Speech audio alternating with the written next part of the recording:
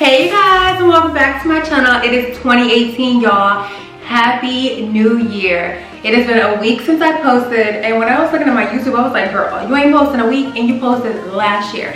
So you guys, I am back, and as you can tell from the title of this video, today we're going to discuss the hardest thing, the hardest part, the most difficult, part about being a flight attendant. So you know how it goes. If you're new to this channel, hit the subscribe button down there. If you've been subscribed to me, welcome back. Happy New Year.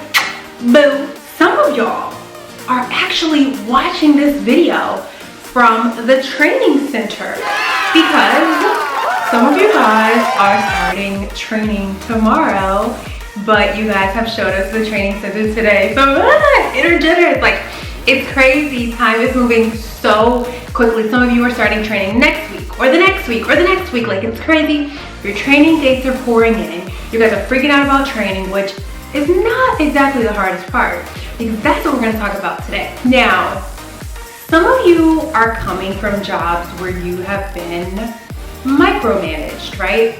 Like, you have someone that's over you that like tells you exactly what to do all the time. Well, see, yeah, when you're a flight attendant, it's not quite like that.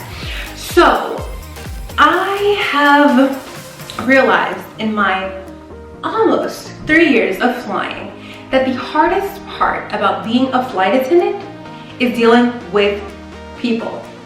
Now, I know that kind of sounds like, well, duh, but no, y'all. It's actually dealing with your co-workers sometimes. Let me tell you why. And that can be in every job, right? But you don't want to be in a job where you're not micromanaged, but someone has to tell you to constantly do your job. So with that being said, like I said, as flight attendants, you are not micromanaged. The company that you work for will have certain service standards that are put into place. Whereas if you were doing this 1 hour flight, this is what should happen. If you're doing a 3 hour flight, this is what should happen. If you're doing, I don't know, a flight that's over 1,400 miles, these are the service standards that are put into place by the company that you work for. And they want you to make sure that you do those services because, remind you, you have passengers on your flight who have paid an arm, a leg, and a pinky toe for that seat, and this is what they should be provided with.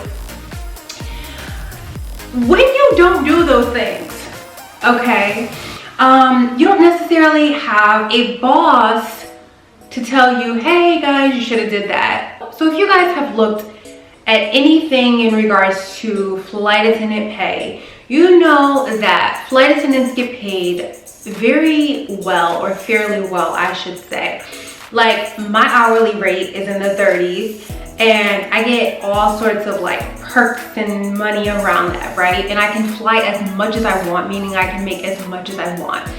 And you know, when I'm on the aircraft, all I gotta do is do my little service with some slay, smile, you know what I'm saying? Pick up that trash. That is so easy, right? And like, do it gracefully, right? And like, be compliant, be cute. Oh, put it on mute. You guys get what I'm saying? But like, some people in this job make that really, really difficult. And I fly flight leader. You guys know I love to fly flight leader. And I don't always fly flight leader. I fly it when I can.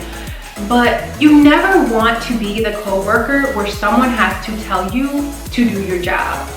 This is the easiest job, you guys. So for those of you who are in training and who will be on the line in like 2 months or so, you also don't want to be that classmate that like kind of dazes off, and then you're asking everyone, wait, what did she say? What did she say? You don't want to be that person. This job is super easy, but you will find that some people make it difficult. Like for me, sometimes the best person on the aircraft is that baby that is like just a little cranky, because I'm like, oh, do you want me to hold them? Like, oh, you know, I I call myself like the baby whisperer, you know, I'm bouncing the baby. Oh, here you go, your baby sleeping, your baby calm now. They're like, oh, how you do it? I was like, girl, I used to be a nanny, I got this. But like, I just have to say that, you know, there's obviously other things about the job that can be really hard when you're coming on, like working over those holidays. That can be really difficult for some people. Some people have reached out to me and said, like, I've literally cried because, you know, I thought I was going to be home for the holidays or whatever, or someone said they were going to swap a trip with me and they didn't. Like, I know that can be really difficult, but I kid you not, the most difficult part is dealing with so many personalities. People are lazy, y'all. And you don't want to be that person. Like, it's one of the easiest jobs, but you don't want to be that person that has to be told what to do when it's so easy, when it's clear as day, when there's service standards that say, hey, do this, or hey, do that. Just do it. The hardest part of being a flight attendant is not like working your schedule out. It's not even the freaking passengers. It is the energy and the personality of those that you got to work with sometimes.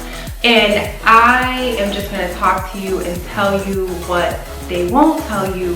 And that is hard. It really is. And I think that's where the no-fly list comes into play. And I don't know if certain airlines actually have where you can like say, I don't want to fly with that person, but there's certain energy that you just don't want to be around.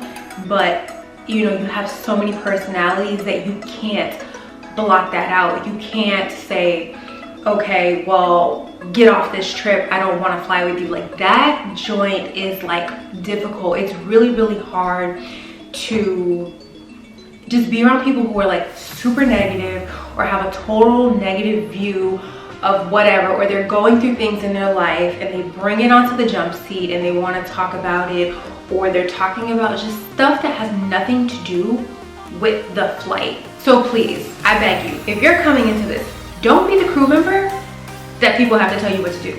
Like, you know what to do.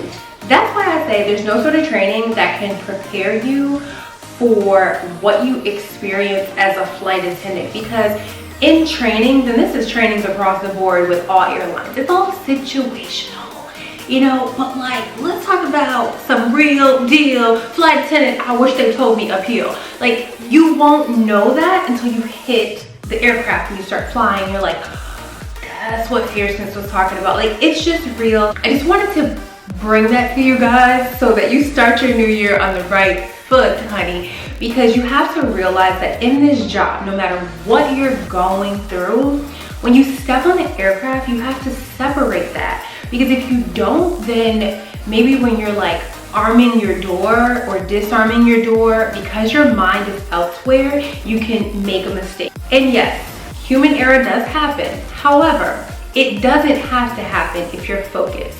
I think it's just really important to come into this world, this flight attendant world. Like, someone commented the other day on my video and they were like, you know, thank you for sharing XYZ, because flight attendant life is like very secretive.